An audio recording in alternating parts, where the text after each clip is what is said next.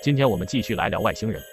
如果没有看过前面几集的朋友，请订阅和关注我们的频道去看前面几集，其中涉及外星科技材料、飞碟技术、外星人访谈。上一期我们聊到重量级爆料人加拿大前国防部长保罗·赫勒，在多伦多大学演讲和不明飞行物听证会，还有2011年的 UFO 大会的时候，都公开爆料了外星人已经存在。今天我们继续来看这位德高望重的重磅爆料人的更多爆料。2014年12月31日，保罗先生再次接受采访。保罗先生还披露了目前最新的已经到访过地球的外星人种类数量。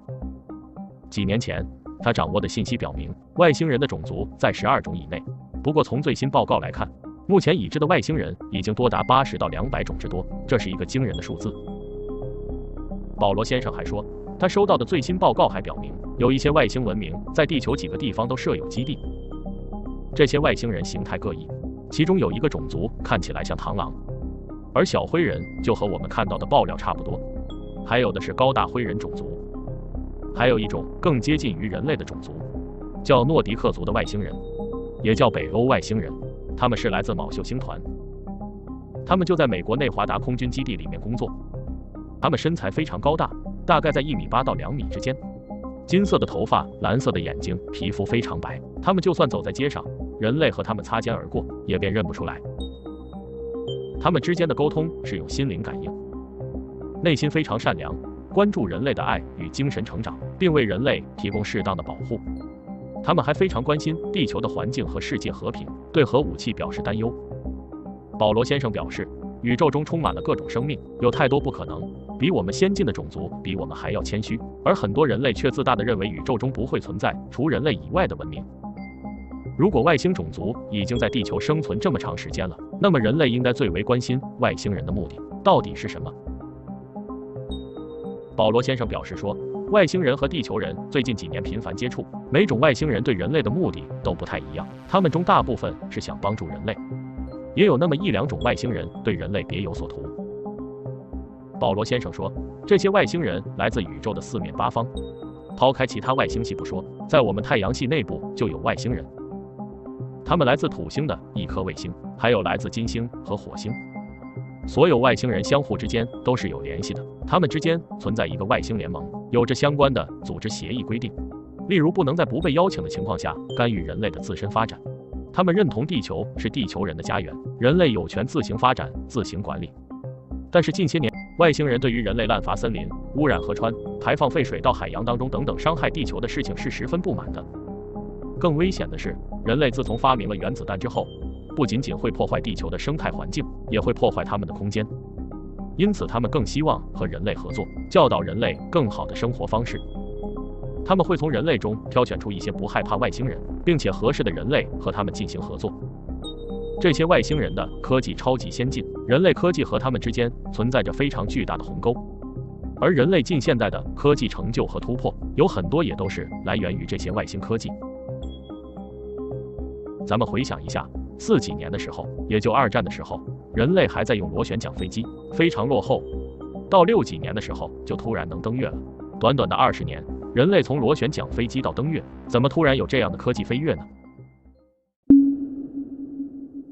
其实，我们前几期聊过的1947年罗斯威尔外星飞碟坠毁后，美国就开始对外星技术进行逆向研发，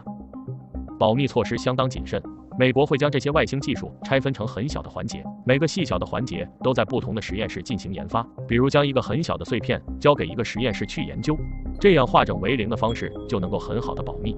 而且在美国的保密部门，有关核武器的信息都属于 Top Secret 最高机密等级，而外星机密等级是比核武器还要高，只有极少数人知道，也就是说，就算是总统也没有办法掌握到这些机密信息的全部内容。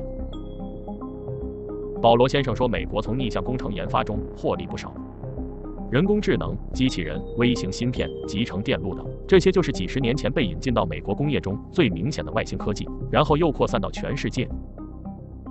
保罗先生还说，在外星逆向工程中有最重要的一个项目，就是对能源系统零点能的开发。在真空中，零点能比核能要高出几个级别，灯泡大小的零点能所产生的热量就能让整个地球上的海洋沸腾。但是这个技术离真正应用，预测还要进行几十甚至几百年的研发。主持人问，以您加拿大前国防部长的角度来看，星际大战有没有可能会爆发呢？保罗先生说是有可能爆发的。外星人大规模出现在地球上是从1945年美国在新墨西哥州试爆第一颗原子弹后。因为掌握核武器是星球文明突破第一界限的标志，外星人认为我们掌握了我们并不完全了解的东西，如果继续发展下去，会对地球和宇宙中的其他文明产生影响。所以外星人会经常在核武器设施的附近出现，但是并不清楚外星人的最终目的。目前看来是为了控制局面。如果人类继续不管外星人的警告，破坏地球环境，破坏外星人的生存空间，这么持续下去的话就非常危险。但是与其为星际大战做准备，倒不如试着和那些善良的、友好的外星种族进行沟通和合作。保罗认为人类本身对地球和人类同类所造成的伤害和影响，要远远大于负面外星人对人类的伤害和奴役，并且外星人的科技水平是绝对碾压人类的。所以保罗先生觉得建立太空军队是没有意义的，也没有这个必要。但是最近几年人类又是怎么做的呢？2019年9月17号的时候，美国海军首次承认了 UFO。2019年12月17号的时候，美国参议院授权组建了太空军，成为了美国第6个武装部门。2020年5月18号，日本航空自卫队宇宙作战队正式成立。生前，年迈的保罗先生居住在加拿大安大略省的一处森林小屋里，他的妻子已经过世，他的女儿每周会去看他一次。他说自己并不感到孤独，因为对于掌握外星人信息这一人类有史以来最大机密的人，如果不告知公众，才是最孤独的。Children survive the idea of the Tooth Fairy and Santa Claus when they become adult. I think the citizens are quite capable that we live in a cosmos teeming with life.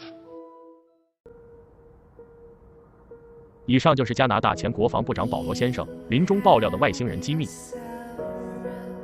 不管是谁出来现身说法，也不管有多少证据去支撑他们的论据，不信的人总会持怀疑态度。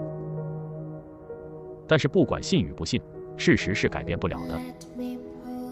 当那些善良的地星种族出现在你的面前时，你愿意和他们一起朝夕相处吗？下一期我们继续来揭晓另一位重磅爆料人。感谢大家观看，欢迎在评论区说说你的看法。如果觉得我们的视频不错，记得关注我们。你的订阅和关注就是我们继续做下去的动力。长按点赞也能让我们做出更好的视频。在这里真诚的感谢每一位支持我们的朋友。我们下期视频再见。